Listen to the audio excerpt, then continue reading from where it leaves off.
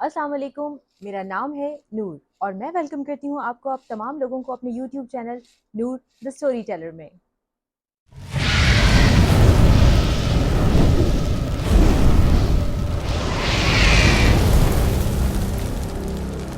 जी, episode 1 में मैंने आपको बताया कि केविन ने ये दावा किया है कि उसने रेचल को किडनैप कर लिया है और रेचल उसके पास है और वो मार्क के आगे एक डिमांड रखता है और उसको कहता है कि तुम इस डिमांड को पूरा करोगे तो मैं रेचल को फ्री कर दूंगा और उसको मैं छोड़ दूंगा।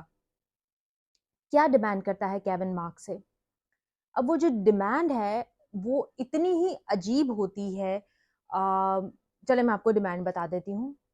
केविन मार्क से कहता है कि अगर तुम अभी इसी वक़्त मुझे अपने पैरों की पिक्चर बनाकर सेंड करोगे, तो मैं रेचल को छोड़ दूँगा। लग रहा है ना अजीब-सा? मार्क को भी ऐसे ही लगा था। लेकिन मार्क ने क्या किया, उसने अभी उसी वक़्त जो है अपने पिक्चर जो उसके पैर थे, उनकी पिक्चर बनाई और वो केविन को सेंड कर दी।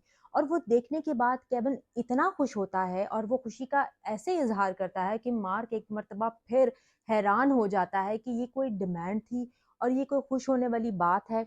बहरहाल उसके बाद केविन का जो है वो रिप्लाई आता है कि नाउ रेचल इज़ फ्री, मैंने उसको छोड़ दिया है और वो अपने घर जा रही है और वो जैसे ही घर पहुँचेगी, थोड़ी देर के बाद वो तुमसे राब्ता करेगी।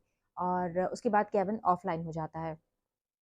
अब मार्क इंतज़ार करता है और ठीक थोड़ी देर के बाद रेचल के जो मैसेजेस हैं वो आना शुरू हो जाते हैं और वो मार्क का बहुत ज़्यादा थैंक्स को बोलती है और उसको बार-बार थैंक यू कहती है और उसको कहती है कि तुम्हारा बहुत शुक्रिया, तुम्हारी वज़ह से आज मैं फ्री हूँ, अगर तुम ना होते तो पता नहीं वो सरफिरा, वो पागल इंसान मेरे साथ क्या करता, शायद मैं इस वक़्त इस दुनिया में मौजूद ही ना होती और मैं तुम्हारा अगेन बहुत थैंक्स बोलती हूँ और मैं चाहती हूँ कि मैं इन पर्सन तुम्हें थैंक्स कहूँ और मैं तुमसे मिल के तुम्हें थैंक्स कहना चाहती हूँ। बहरहाल वो डिसाइड करते हैं कि नेक्स्ट डे वो मिलेंगे और वो एक जगह डिसाइड करते हैं, वहाँ पर रेचल और मार्क ने मिलना होता है। मार्क सारा दिन अपना काम बड़े खुशी-खुशी करता है और रेस्टोरेंट का सारा काम करके शाम को जो डिसाइडेड टाइम होता है, जहाँ पर उन्होंने मिलना होता है, वहाँ पे जाके बैठ जाता है और रेचल का इंतज़ार करता है। 1 घंटा गुज़रता है, 2 घंटे गुज़रते हैं, 3 घंटे गुज़र जाते हैं, इवन 5 घंटे गुज़र जाते हैं, लेकिन रेचल वहाँ पर नहीं आती। मार्क को गुस्सा भी आता है और वो परेशान भी होता है। बहरहाल जब रात बहुत ज़्यादा हो जाती है तो वो वहाँ से उठता है और घर जाते ही वो अपने पीसी को ऑन करता है और रेचल को मैसेजेस करना शुरू कर देता है कि मैं इतनी देर तक तुम्हारा वेट करता रहा और तुम नहीं आई। अगर तुमने नहीं आना था तो एटलीस्ट तुम मुझे बता देती। लेकिन आगे से मुकम्मल खामोशी होती है। रेचल की तरफ से उसका कोई भी मैसेज रिसीव नहीं किया जा रहा होता। मार्क काफ़ी देर तक मैसेजेस करता रहता है, लेकिन जब कोई रिप्लाई नहीं आता तो वो चुपचाप सो जाता है, क्योंकि उसको गुस्सा भी होता है। अब नेक्स्ट डे जब दोबारा मार्क रेचल को मैसेजेस करता है, तो अगेन वहाँ पर कोई किसी किस्म का रिप्लाई नहीं होता और मार्क काफ़ी परेशान हो जाता है और परेशान होने के बाद वो केविन को मैसेज करता है और वहाँ से उसको सिर्फ एक रिप्लाई आता है और वो आता है कि मैंने रेचल को मार दिया है। और उसके बाद केविन भी ऑफलाइन हो जाता है। मार्क उसको बहुत सारे मैसेजेस भेजता है लेकिन केविन उसको कोई जवाब नहीं देता और अपने आप को बिल्कुल ऑफलाइन कर देता है। अब मार्क बहुत परेशान होता है। परेशानी में वो जॉन से बात करता है और उसको ये सारी बात बताता है और जॉन भी काफ़ी परेशान होता है लेकिन उसको काफ़ी हौसला देता है और हिम्मत देता है कि परेशान होने की ज़रूरत नहीं है, शायद किस्मत में ऐसे ही लिखा था, शायद तुम लोगों का साथ यहीं तक था। बहरहाल वो इस किस्म की बहुत सारी बातें उससे करता है। लेकिन मार्क को यकीन नहीं आता कि ऐसा कैसे हो सकता है कि एक दिन पहले एक इंसान धमकी देता है, फिर किडनैप करता है और फिर उसके बाद वो उस धमकी को इम्प्लीमेंट कर देता है और उस लड़की को जान से ही मार देता है।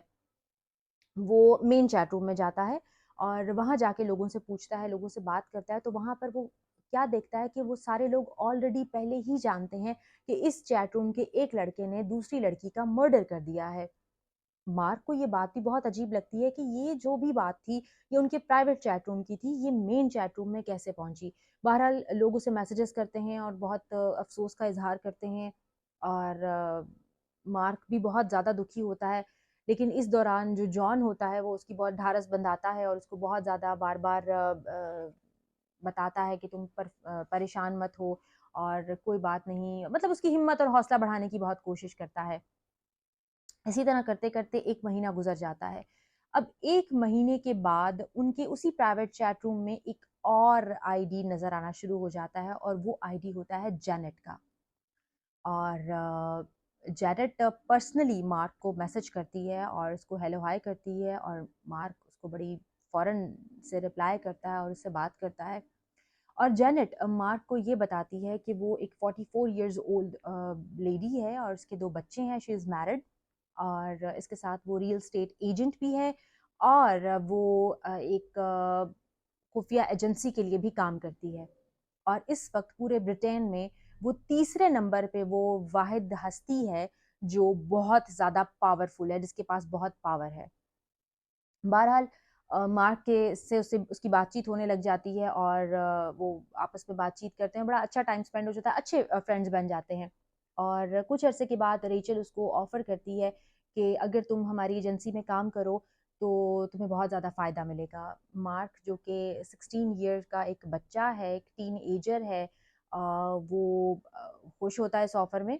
लेकिन उसको थोड़ा-सा अजीब-सा लगता है कि मेरे तो ग्रेड्स भी अच्छे नहीं हैं, और मैं तो बिल्कुल ही ऑर्डिनरी, मेरे अंदर तो कोई ऐसी ख़ास बात नहीं है, ना ही मैं इंटेलिजेंट हूँ, ना ही मुझे किसी चीज़ का पता है। तो मैं कैसे कर सकता हूँ? आई डोंट नो, मैं शायद आई एम सॉरी, मैं नहीं कर सकता। बहरहाल जेनेट उसे कहती है कि मुझे स्पेशली कहा गया है कि मैं तुमसे राब्ता करूँ और तुम्हें कन्विंस करूँ कि तुम हमारी एजेंसी का हिस्सा बनो। अब मार्क परेशान हो जाता है अचानक से दोबारा से कि ये सब क्या है? ये क्या चल रहा है? अम, मुझे क्यों चुना गया? मैं तो एक ऑर्डिनरी सा बंदा हूँ और बिल्कुल ही डम्ब सा हूँ। मुझे कुछ समझ नहीं आ रही है उसकी बात। तो जेनेट उसको कहती है कि अगर देखो तुम हमारे उसका पार्ट बनोगे तो तुम्हारा बहुत फ़ायदा होगा, तुम्हें इसमें पैसा बहुत ज़्यादा है, और फिर तुम अपनी कंट्री को सर्व करोगे, और तुम बड़े फ़ख्र से दुनिया को बता सकते हो कि तुम जो यूनाइटेड किंगडम है उसको तुम सर्व करते हो, और बहुत उसके लिए तुम अच्छे-अच्छे काम करते हो, और हर चीज़ बहुत अच्छी हो जाएगी। वो उसको काफ़ी कन्विंस करने की कोशिश करती है। फिर मार्क उसको कहता है कि लेकिन आखिर क्या वजह है कि मैं ही क्यों, मुझे ही क्यों सेलेक्ट किया गया, दुनिया में और भी मुझसे बेहतर और इंटेलिजेंट लोग मौजूद हैं। तो जेनेट उसको एक बात बताती है, और जेनेट उसको कहती है कि this is all because of your friend John. Mark फिर हैरान हो जाता है, जॉन की वजह से? तो जेनेट उसको बताती है कि जो जॉन है ये एक आम बच्चा नहीं है, ये एक ऑर्डिनरी बच्चा बिल्कुल भी नहीं है, एक बहुत स्पेशल बच्चा है, और ये दुनिया के लिए बहुत ज़्यादा इम्पॉर्टेंट है। और क्योंकि तुम इसके बेस्ट फ्रेंड हो और तुम इसके बहुत ज़्यादा क्लोज हो, इसीलिए मुझे चुना गया कि मैं तुम्हें कन्विंस करूं, और तुम जो है वो हमारी इस टीम का हिस्सा बनो, हमारी एजेंसी का हिस्सा बनो, एजेंट बनो, और अपने मुल्क के लिए काम करो। इसके लिए ये होगा कि कुछ फॉर्मेलिटीज़ होंगी, और तुम्हें जो है वो लंदन आना पड़ेगा मैनचेस्टर से।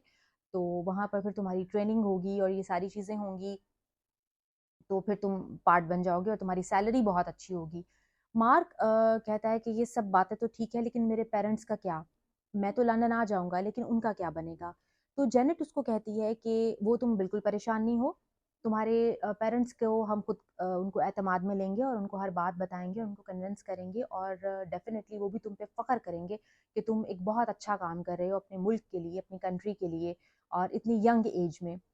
तो मार्क जो है वो बहुत खुश हो जाता है, और जेनेट वहीं वहीं पर ही उसी चैट रूम में ये जो टेक्स्ट वाली चैटिंग होती है वही करते करते उससे ओथ भी दिलवा देती है उसको, और उसको बता देती है कि अब तुमने ओथ ले ली है, अब तुम पार्ट बन चुके हो हमारे उसका, अब 2-3 टेस्ट हैं जो तुम्हें क्लियर करने पड़ेंगे, और जैसे ही तुम क्लियर कर लोगे तो उसके बाद तुम्हें ट्रेनिंग के लिए लंदन भेज दिया जाएगा। ओके, अब मार्क एक 16 साल का बच्चा, उसका क्या मेंटल लेवल होगा? तो वो जेनेट की बातों में आ जाता है और इन बातों को हकीकत जान लेता है, और उसके बाद वो बहुत खुश हो जाता है, कहते हैं ठीक है, अच्छी बात है, मुझे एक अच्छी जॉब मिल रही है, मैं अपनी कंट्री को सर्व करूँगा, ये मेरे लिए बड़ा प्राउड मोमेंट होगा, फिर मुझे बहुत अच्छी सैलरी मिलेगी, और फिर लंदन जाने का मौका मिल रहा है, मैं वहाँ पर अपने पेरेंट्स को अपने साथ रखूँगा, हम एक अच्छा घर लेंगे। वो सारी जो उसकी फ्यूचर प्लानिंग होती है एक बच्चे की जो हो सकती है, वो सारी अपनी फ्यूचर प्लानिंग कर लेता है। और उसके बाद वो जेनेट से कहता है कि ठीक है, आप मुझे बताएं टेस्ट क्या है, अगर मैं उसे क्लियर कर लेता हूँ तो फिर मेरी जॉब पक्की, वो कहती है जी 2-3 टेस्ट हैं, लेकिन जो पहला टेस्ट है वो मैं तुम्हें बताती हूँ। अब पहला टेस्ट जो उसको जेनेट बताती है वो ये कहती है कि कल तुमने सारा दिन अपने फ्रेंड जॉन के साथ रहना है और सारा दिन उसको प्रोटेक्ट करना है। बिल्कुल उसके बॉडीगार्ड की तरह तुमने रहना है। वो अगर किसी से बात करना चाहेगा तो जॉन बाद में बात करेगा, पहले तुम बात करोगे। और अगर वो किसी से फ़ोन पे बात करना चाहेगा तो पहले तुम फ़ोन कॉल रिसीव करोगे, तुम बात करोगे, उसके बाद जॉन बात करेगा। अगर वो कुछ खाना चाहेगा तो उस खाने को पहले तुम टेस्ट करोगे, उसके बाद उसको जॉन टेस्ट करेगा। और अगर वो किसी शॉप में जाना चाह रहा है या कहीं भी जाना चाह रहा है तो पहले तुम वहाँ जाओगे, उस जगह को क्लियर करवाओगे और जब वो ओके होगी तो तुम वहाँ पर इसको जॉन को जाने दोगे। अब नेक्स्ट डे ऐसे ही होता है और मार्क सारा दिन इसी तरह जॉन को प्रोटेक्ट करता रहता है और जॉन भी थोड़ा सा परेशान होता है कि आज मार्क को क्या हो गया, ये इतना वियर्ड बिहेवियर क्यों कर रहा है। लेकिन बहरहाल पूरा दिन जॉन जो मार्क है वो जॉन को इसी तरह प्रोटेक्ट करता रहता है और जब वो वापस आता है तो वापस आके वो जेनेट को बड़ा खुशी खुशी बताने की कोशिश करता है कि आज मैंने ये किया, मैंने वो किया। तो इससे पहले कि मार्क कुछ बताए, जेनेट खुद उसको बताती है कि आज तुमने ये किया, आज तुमने वो किया। तो मार्क बहुत एकदम से हैरान और परेशान हो जाता है कि इसको कैसे पता चला। तो जेनेट कहती है कि जब तुम इसको प्रोटेक्ट कर रहे थे तो हमारे जो सीक्रेट एजेंट्स हैं वो तुम पर नजर रखे हुए थे और तुम्हारी सारी हरकतों को, तुम्हारी सारी जो भी तुम कर रहे थे उन सब चीजों को वो देख रहे थे। तो इसके बाद मार्क को वाकई ट्रस्ट हो जाता है कि जेनेट झूठ नहीं बोल रही है, बिल्कुल सही कह रही है जो भी कह रही है। और इसके बाद अब जेनेट फिर उसको बताती है कि जो तुम्हारा फ्रेंड है जिसका नाम जॉन है, इसका जो ओरिजिनल नेम है वो जॉन नहीं है, बल्कि इसका ओरिजिनल नेम जेम्स बेल है। और अब जो अगला टास्क मैं तुम्हें देने वाली हूँ, अगला टेस्ट जो तुमने क्लियर करना है, that is very important for you और थोड़ा सा डिफिकल्ट भी होगा, लेकिन अगर तुमने ये क्लियर कर लिया तो उसके बाद तुम प्रॉपरली ट्रेनिंग के लिए बिल्कुल रेडी हो और तुम्हें लंदन बुला लिया जाएगा बिल्कुल नेक्स्ट डे और तुम्हारी फैमिली को भी सेटल कर देंगे, तुम्हें भी सेटल कर देंगे, everything would be good and fabulous. बहरहाल मार्क कहता है कि ठीक है, I am ready for the test, अब तुम मुझे बताओ कि मुझे क्या करना है। और जेनेट जो उसको बताती है वो जानने के लिए आपको इंतजार करना पड़ेगा एपिसोड 3 का। तब तक के लिए इजाजत दीजिए, अल्लाह हाफिज।